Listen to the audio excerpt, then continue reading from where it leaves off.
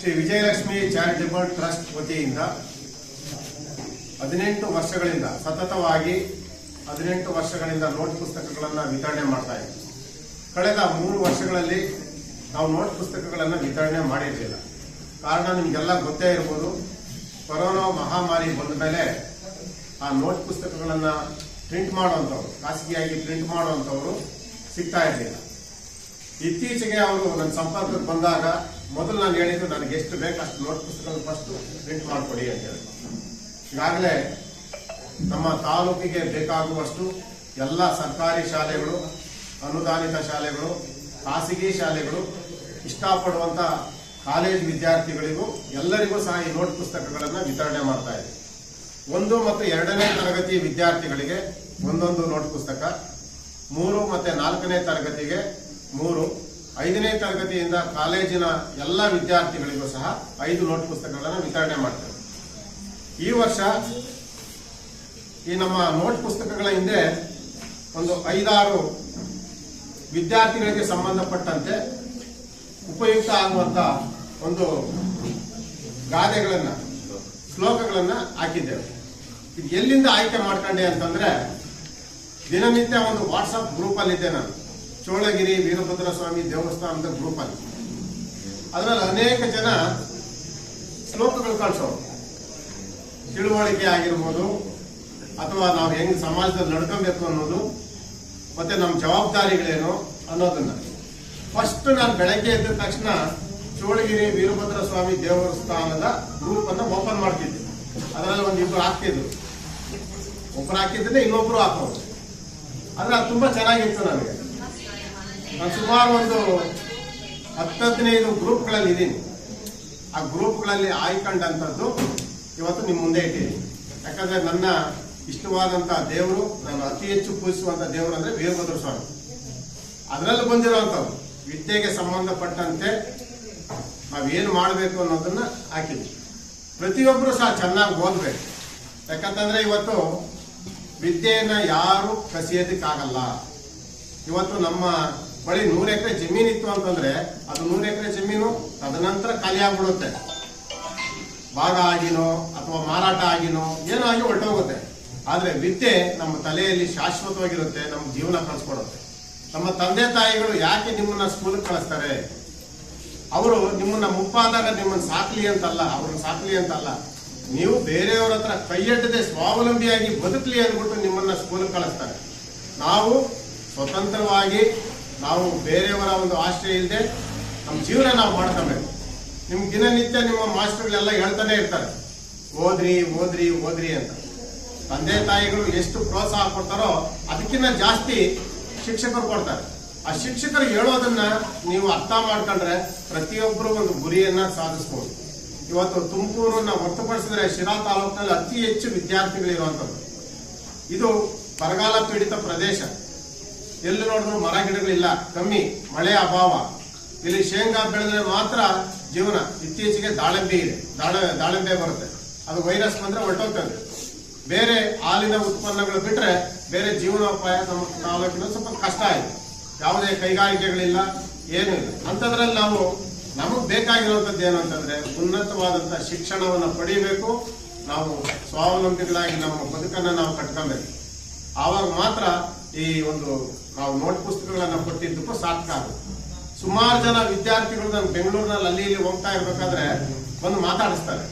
ನಮ್ಮ ಏರಿಯಾದಲ್ಲೂ ಇದ್ದಾರೆ, ಸಾಕಷ್ಟು ಜನ ಇದ್ದಾರೆ. ಸಾರ್ ಅಂತಾರೆ. ಏನಪ್ಪಾ ಅಂತಂದ್ರೆ ಅವ್ರು ನಂಗೆ ಗೊತ್ತಿರಲ್ಲ. ಅವರು ನಾನು 5 ವರ್ಷ ಬುಕ್ ಇಸ್ಕೊಂಡಿದ್ದೆ, 4 ವರ್ಷ ಇಸ್ಕೊಂಡಿದ್ದೆ ಸರ್, ನಿಮ್ಮ ಪುಸ್ತಕದಲ್ಲಿ ಓದಿದೀವಿ ಅಂತಾರೆ. ಆವಾಗ ಅವರೊಂದು ನಗೆ ಇಟ್ಟಿರ್ತಾರಲ್ಲ, ಆ ನಗೆನೇ ನನಗೆ ಕೊಡುವಂತ ತೃಪ್ತಿ ಬೇರೆ ಯಾವುದ್ರಲ್ಲೂ ಸಿಗಲ್ಲ. ನಾವು ಎಷ್ಟೋ ದಾನ ಮಾಡ್ತೀವಿ, ದಾನ ಮಾಡಿದ್ರೆ ನನ್ನ ಹತ್ರ ಪ್ರತಿಫಲ ಯಾವತ್ತೂ ಕೇಳಲ್ಲ. ಯಾಕಂತಂದ್ರೆ ನೀವು ನನಗೆ ಯಾವತ್ತಾದ್ರೂ ಇದರಲ್ಲಿ 4 ಅಕ್ಷರ ಬಂದು ನೀವು ಓದಿದ್ರೆ, ಪರೀಕ್ಷೆಗಳಲ್ಲಿ ಪಾಸ್ ಆದ್ರೆ ಅದೇ ನಮಗೆ ತೃಪ್ತಿ. ಹಾಗಾಗಿ ಪ್ರತಿಯೊಬ್ಬರು ಸಹ ಚೆನ್ನಾಗಿ ಓದಿ. ಯಾಕಂತಂದ್ರೆ ಈ ವರ್ಷ ಪ್ರಾರಂಭ ಆಗಿದೆ, ಇನ್ನೇನು ತರಗತಿಗಳು ಇನ್ನು ಕೆಲವೇ ದಿನಗಳಲ್ಲಿ ಪ್ರಾರಂಭ ಆಗುತ್ತೆ. ಹಾಗಾಗಿ ತಾವೆಲ್ಲ ಚೆನ್ನಾಗಿ ಓದಿ. ಗುರುಗಳು ಇವತ್ತಿಂದ ಏನ್ ಹೇಳ್ಕೊಡ್ತಾರೆ, ಮಾಸ್ಟರ್ಗಳು ಏನ್ ಹೇಳ್ಕೊಡ್ತಾರೆ ಅದ್ರ ಕಡೆ ಗಮನ ಕೊಡಿ. ಯಾಕಂದ್ರೆ ಆಟದ ಜೊತೆಗೆ ಪಾಠನೂ ಇರಬೇಕು, ತಂದೆ ತಾಯಿಗಳ ಮೇಲೆ ಪ್ರೀತಿ ವಾತ್ಸಲ್ಯನೂ ಇರಬೇಕು. ಇವತ್ತು ಎಷ್ಟೋ ಜನ ಮಕ್ಕಳು ಓದ್ಬಿಟ್ಟಿದೀವಿ ಅಂದ್ಬಿಟ್ಟು ತಂದೆ ತಾಯಿಗಳನ್ನ ಕಡೆಗಣಿಸ್ತಾರೆ. ಆ ರೀತಿ ಆಗ್ಬಾರ್ದು. ತಂದೆ ತಾಯಿಗಳು ಒಂದು ಭಾಗ, ಕುಟುಂಬ ಒಂದು ಭಾಗ, ಸಂಸ್ಕಾರವನ್ನ ಕಲಿಬೇಕು. ಸಂಸ್ಕಾರ ಇಲ್ಲದೆ ಇದ್ರೆ ನೀವು ವಿದ್ಯೆ ಕಲಿತು ಕೂಡ ವೇಸ್ಟ್ ಆಗ್ಬಿಡುತ್ತೆ. ಗುರು ಹಿರಿಯರಿಗೆ ಗೌರವ ಕೊಡುವಂಥದ್ದು, ನಾವು ಮನೆಯಲ್ಲಿ ದೊಡ್ಡವರಿಗೆ ಗೌರವ ಕೊಡೋದು, ಶಿಕ್ಷಕರಿಗೆ ಗೌರವ ಕೊಡುವಂಥದ್ದು ಕಲಿಬೇಕು.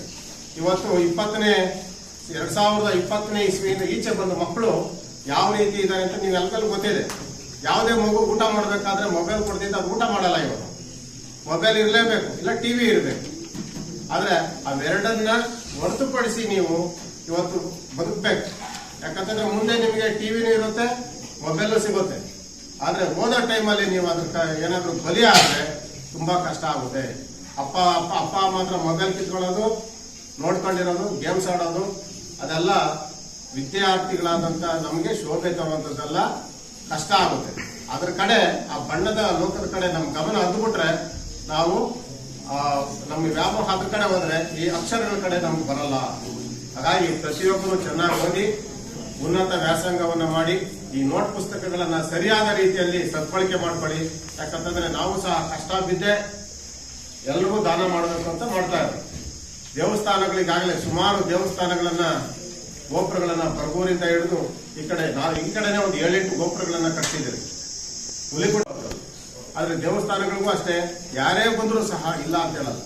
ಯಾಕಂತಂದ್ರೆ ಒಂದು ಮನೆ ಕಟ್ಟಿದ್ರೆ ಅದಕ್ಕೆ 30 ವರ್ಷ ಮಾತ್ರ ಆಯ್ಸಿರುತ್ತೆ ಇವತ್ತಿನ ಕಾಲಘಟ್ಟದಲ್ಲಿ. ಯಾಕಂತಂದ್ರೆ 30 ವರ್ಷ ಆದ್ರೆ ನಮ್ಮ ಮಕ್ಕಳು, ನಮ್ಮ ಮೊಮ್ಮಕ್ಕಳು ಆ ಮನೇನ ಇಷ್ಟಪಡಲ್ಲ. ಆದ್ರೆ ದೇವಸ್ಥಾನ ಆಗಲ್ಲ. ಒಂದು ದೇವಸ್ಥಾನ ಕಟ್ಟಿದ್ರೆ ಊರವರೆಲ್ಲ ಸಮ್ಮತಿ ಇರುತ್ತೆ, ಅದೊಂದು 100 ವರ್ಷ ಇತಿಹಾಸ ಮುಂದಕ್ಕೆ ಹೋಗುತ್ತೆ. ಹಾಗಾಗಿ ನಾವು ಭಕ್ತಿನೂ ಇರಬೇಕು, ಶ್ರದ್ಧೆನೂ ಇರಬೇಕು, ಓದಿನ ಕಡೆ ನಿಮ್ಮ ಜ್ಞಾನನೂ ಇರಲಿ.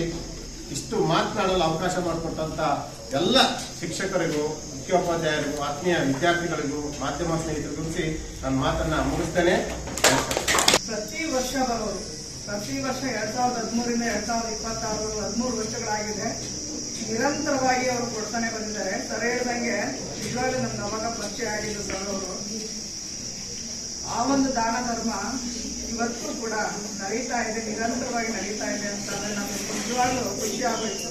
ನಮ್ಮ ಮಕ್ಕಳಿಗೆ ಆ ಒಂದು ನೋಟ್ ಪುಸ್ತಕ ಸಿಗ್ತಾ ಇದೆ ಅನ್ನುವಂತ ಒಂದು ಸಂತೋಷ. ಜೊತೆಗೆ 26-27ನೇ ಸಾಲಲ್ಲಿ ನಮ್ಮ ಶಾಲೆ KPS ಶಾಲೆ ಆಗಿದೆ.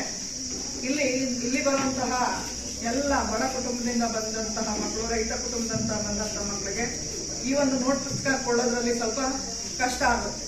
ಅಂಥದ್ರಲ್ಲಿ ಶಾಲೆ ಪ್ರಾರಂಭವಾದ ದಿನದಲ್ಲೇ ಬಂದು ನೋಟ್ ಪುಸ್ತಕ ಕೊಡ್ತಾ ಇರುವಂಥದ್ದು ನಿಜವಾಗ್ಲೂ ಕೂಡ ಎಲ್ಲರೂ ಖುಷಿ ಕೊಡುವಂತ, ಸಂತೋಷ ಕೊಡುವಂತ ವಿಚಾರ. ದೇವರು ಅವರ ಒಂದು ಕುಟುಂಬಕ್ಕೆ, ಅವ್ರಿಗೆ ಎಲ್ರಿಗೂ ಒಂದು ಒಳ್ಳೆ ಆರೋಗ್ಯ, ಆಯುಷ್ಯ, ಐಶ್ವರ್ಯ ಎಲ್ಲವನ್ನು ಕೊಟ್ಟು ಕಾಪಾಡಲಿ. ನಿರಂತರವಾಗಿ ಇವರ ಒಂದು ಸೇವೆ ನಡೀತಾ ಇರಲಿ.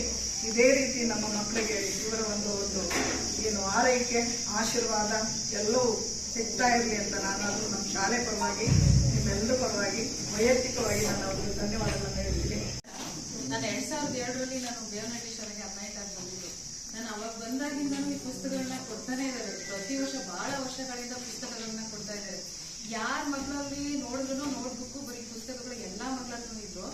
ಮತ್ತೆ ಯಾರ ಮನೆಗಳು ಬರೆದು ಬಿಸಾಕಿದಾರಲ್ಲ ಆ ಬುಕ್ಸ್, ಸೈಡ್ ಬಿಟ್ಟಿರ್ತಾರಲ್ಲ ಆ ಬುಕ್ಸ್ಗಳಲ್ಲೂ ಕೂಡ ಈ ಹೆಸರುಗಳನ್ನ ನಾನು ಮೊದಲಿಂದ ನೋಡಿದೆ. ಸರ್ ಬಹಳ ವರ್ಷಗಳಿಂದ ಈ ಪುಸ್ತಕಗಳನ್ನ ಕೊಡ್ತಾ ಇದ್ದಾರೆ.